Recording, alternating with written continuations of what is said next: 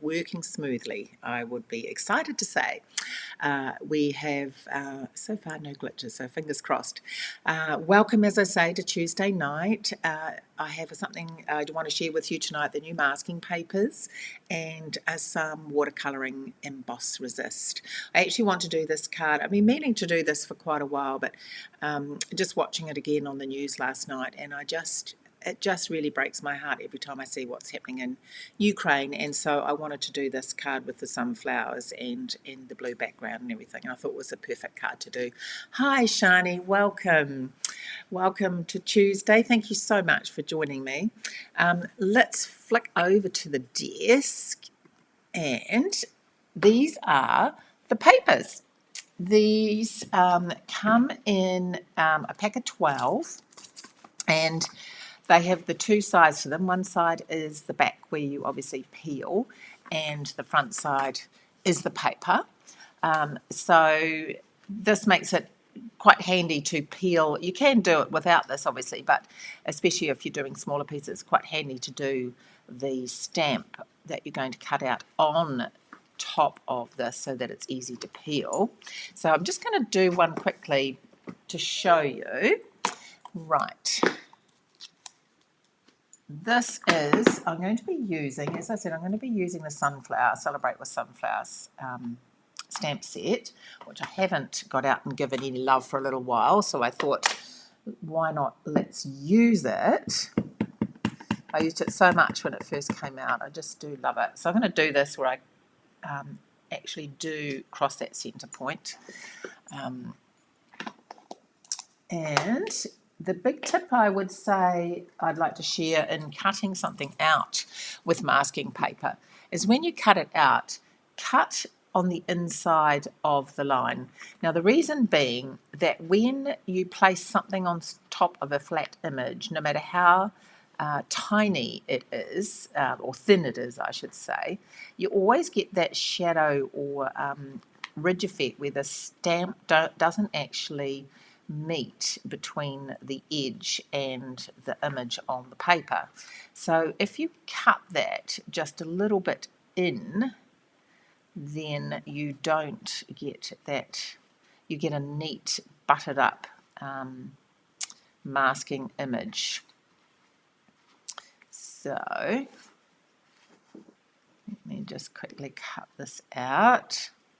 Now the other thing to share with this paper, and I love masking paper, it's one of the techniques I love to do, it is quite sticky. I've been used to using the post-it notes that are covered all over or similar, and this is actually a nice sticky back to it. So if you're sticking it directly on cardstock, then I do suggest that you actually just get it onto some material or something like that. I don't know if you can see that, and just take some of the stickiness out. Otherwise it does tend to pull your paper a little bit as you take it off.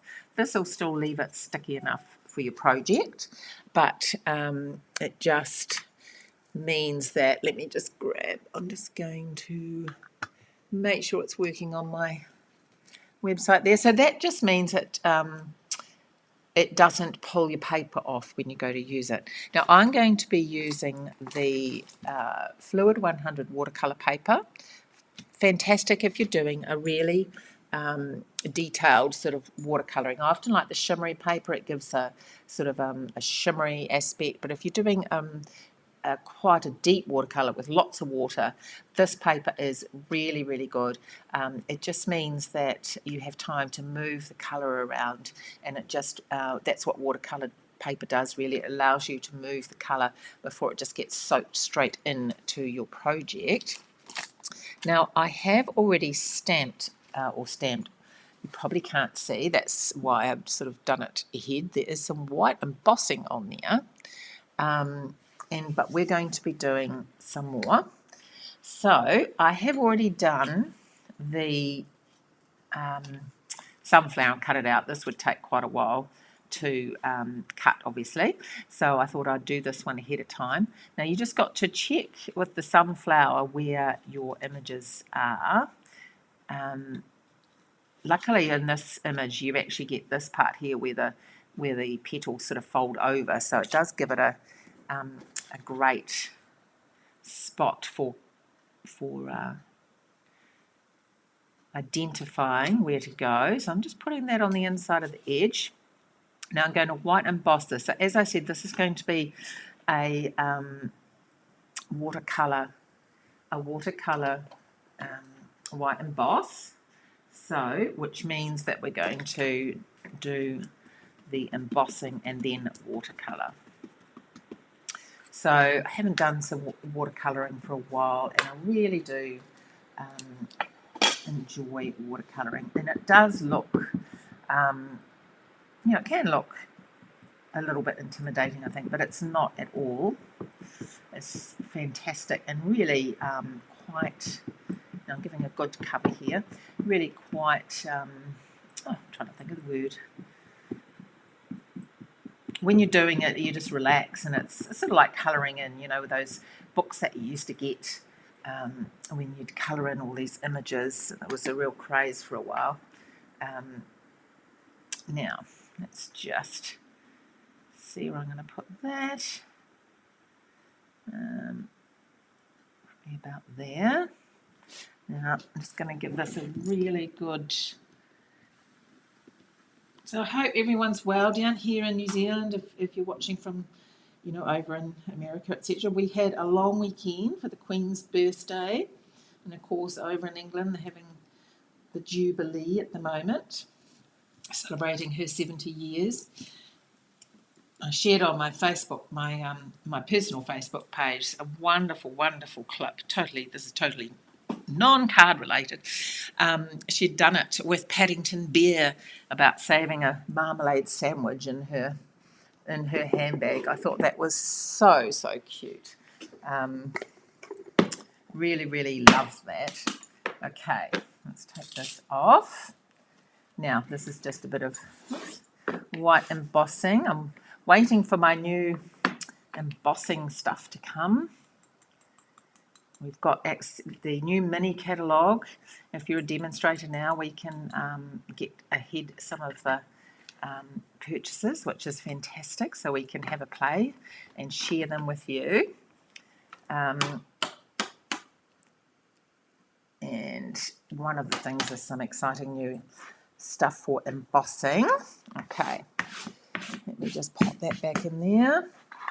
Now I'm just going to heat blast you for 1 second. It won't take long. Right, so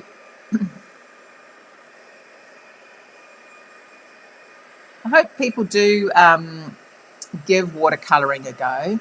This paper really, really is great for, as I say, for watercolouring, and you get a fantastic result. So I probably shouldn't try and talk while this is going. I always hate doing things like this live, I must admit.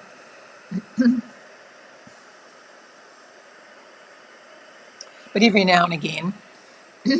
Okay. And I will just add a leaf. We will be using that a little bit too. Okay. So I might put one just over here. So I've got a flower here and here and here, and one leaf there. So I might just have one coming out here. So let's pop this back on again. Probably should have done that at the same time. Right. And I'm just going to pop the leaf, and I'll just get the black ink off it. There's something about emboss resist too, isn't there? In however you do it, whether it is as we're doing it tonight, or if you are doing it with any form of colouring, really, I think it is quite magical. Right. And we'll just do the same here. Because as it pops up, it's really special. It's one of the things I think Emboss Resist, and when I first did dry embossing, you know, when you put it through the machine and it comes out with the paper. So any kind of embossing, actually, the coloured embossing, the black or the white, or this Emboss Resist, I thought was pretty magic. What was your, actually while I'm doing this, what was your magic moment when you first started card making? What was something that you saw that you were like, wow, that is absolutely amazing? That'll be fun to know. Let me know. Just write something in the comments. Okay. And I just smudged that, but that's okay. Should be fine. Now, I've got a little palette here where I've put some of the colours. So I've got some yellow and some cinnamon cider, some early espresso. I wanted nice bright backgrounds. I've got the Tahitian Tide and some of the Parakeet Party and Pear Pizzazz. You change as, yeah, silver embossing powder. Yeah, the embossing powder, isn't it? It really is magical.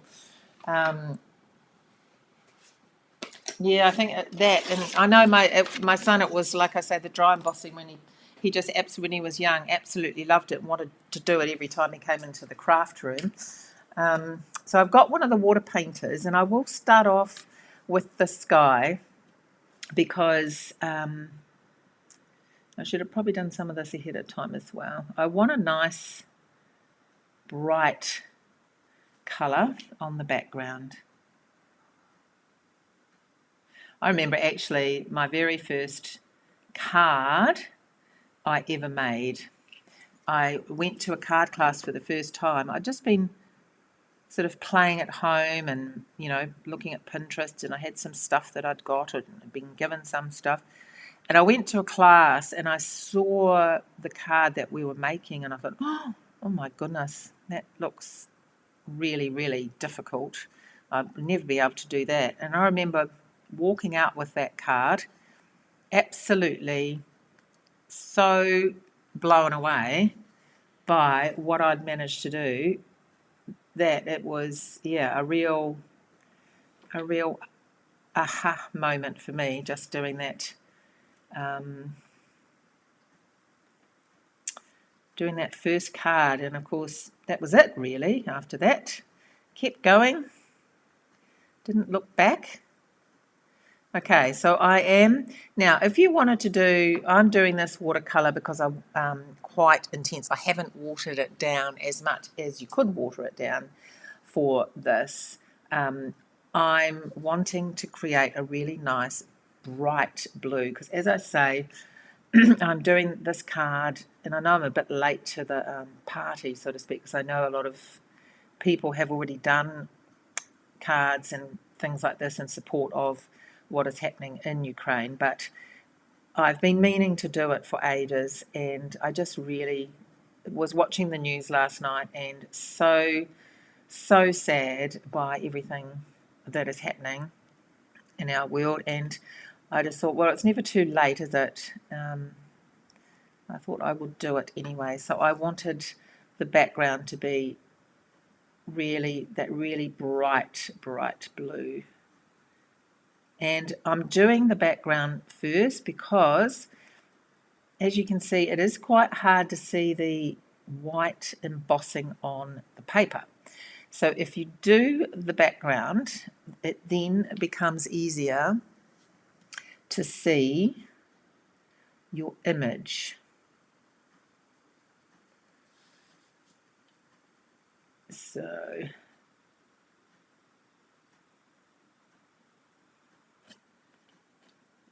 but if you're wanting to do something far more, soft and subtle, then you just water the colours down a little bit more. I like to. You can use your ink pad by just squashing it on the back. Let me see, make sure I'm getting in the right place here, and adding a bit of water to it. But because I was doing quite a bit tonight, I thought I would use this. I have got some of these. These are just from, well, I don't know if they're called the $2 shop anymore, actually. I don't think there's such a thing as $2 for anything anymore. I'm not sure what they call them, but just one of those shops where they have a lot of bits and pieces in it. Right. There we go. That's nice and bright. Now, the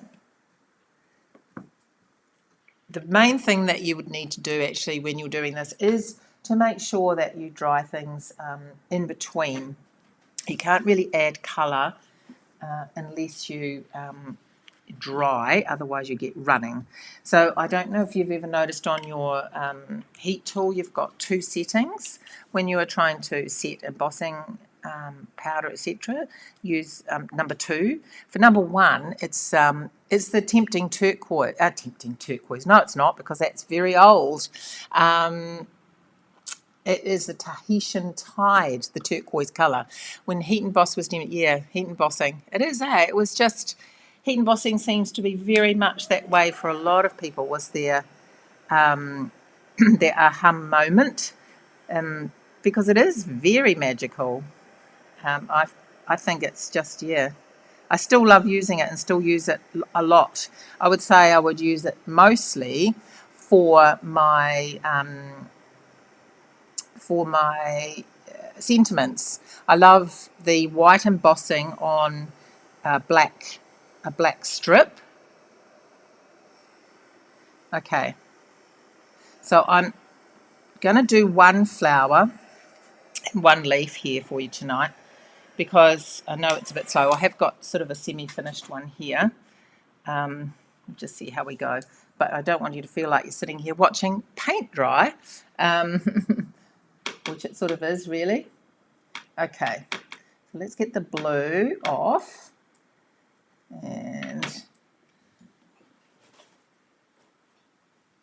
But this is something that I love to do, and it is very relaxing. Right, so let's get on to the sunflowers. So you can see where they are.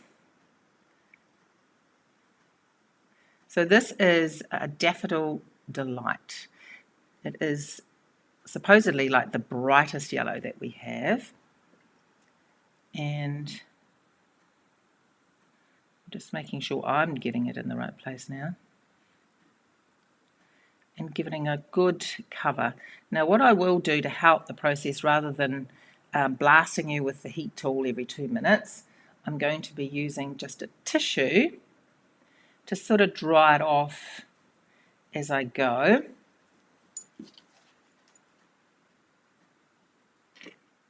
So when you emboss resist like this, it will be the same with any colour.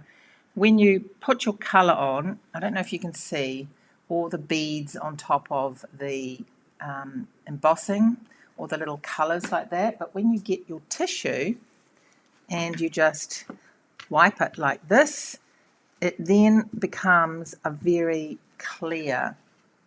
You get all the colour then comes off that embossing, and it just becomes beautiful.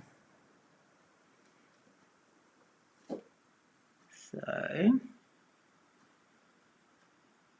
don't want to rush it too much. Don't usually do these, that for those that usually watch me, I don't tend to do things that take too long. I tend to just do quick cards,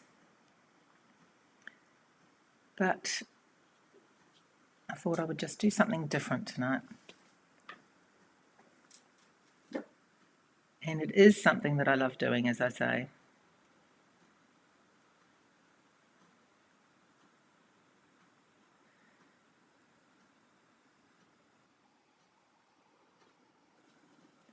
So I don't know, for those that knew that my son, about 3 or 4 weeks ago now, he got concussed during a rugby game, and he has not been able to play.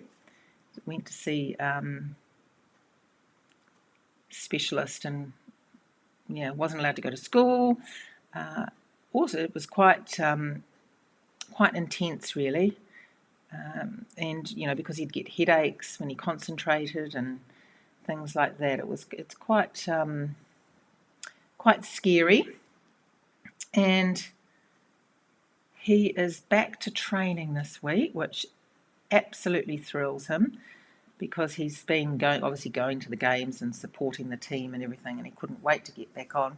But the most exciting thing is that it's this week, so we were quite lucky really that he could come back this week. It is being televised live on TV this week. So that is super exciting. Now I'll probably go back and sort some of these bits out that are a little bit loose, but hi Gina, welcome. Just saying I'm doing something quite different this week. Usually my cards on a Tuesday live are quicker than this, but I won't go through the whole thing. I'm just going to show you. I've got one finished here that I will show you. You see how that you take that off? Isn't that just gorgeous? Just gorgeous.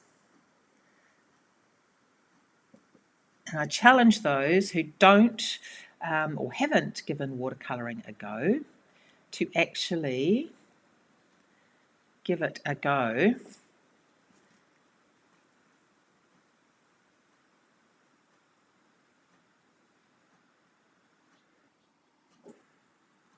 Okay, so next, as I say, I'll go back and I'm just going to show you quickly what I do, and you need to, as I say, let it dry between each one. And the next one I've got, excuse me, is cinnamon cider, which is just a little bit darker, and I'm going to add that in here in the middle and just out a little bit. And the reason you let it dry is that when you want to add some shading, etc., you need it to dry between each one so that the colour will pick up. Yeah.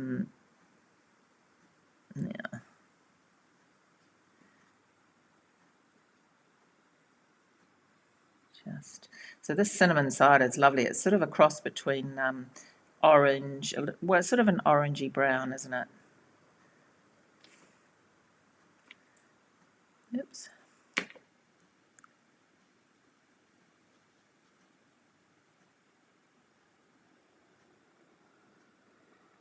Okay.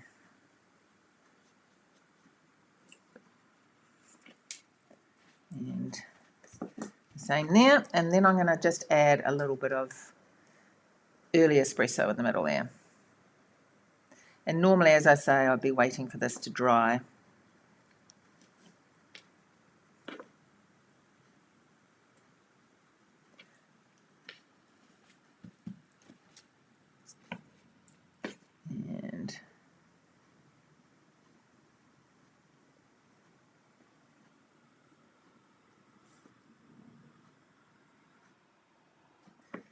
And then you would also do that with the leaf, etc., and build up the colour. Now I'll just show you one that I've already completed here. So I have built up the colours on here and done the layering. I've used a little smaller leaves on this one and really built up the colours to have it really, really quite rich. So what I've done, and we're talking about the embossing, I have embossed this on early espresso, and I'm just going to pop that. I've already got it all ready to go because I thought I might be taking a lot of your time. And just popping that on there. And then inside I've just done a brown insert with just a stamped brown sunflower on the inside. But yes, just beautiful, beautiful, bright. This sunflower stamp is just stunning. I just love it. I did a extravaganza class with this set and just love it. It's just beautiful. So I really would love to see if you have the sunflower stamp to show me what you've created with it, or if you have done some cards for the Ukraine, etc. I'd love to see them, and thank you so much for sharing this time with me. Please do give watercolouring a go. Oh, thank you, Deb. Thank you, Shani. Thank you, Gina. It is, sorry, yes, it is. It's not in the new catalogue, sorry, it's in the annual. It is the metallic in colour, Tahitian Tide. Sorry, I should have said. Isn't that beautiful? It is just gorgeous, really glittery. So please do share with me. I would love to see what you have done. Thank you so much, everybody. And thank you, Alison. Thank you so much.